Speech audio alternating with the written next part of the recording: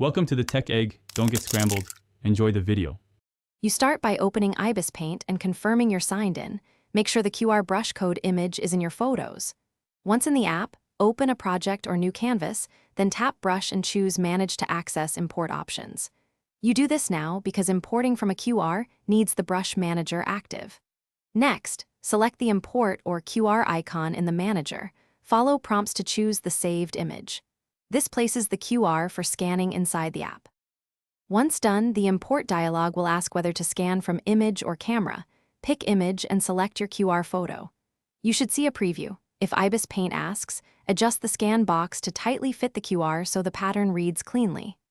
After it decodes, the brush preview appears. Name the brush and pick a folder. Make sure to set size and opacity defaults now, because those defaults affect your first strokes and save you time later.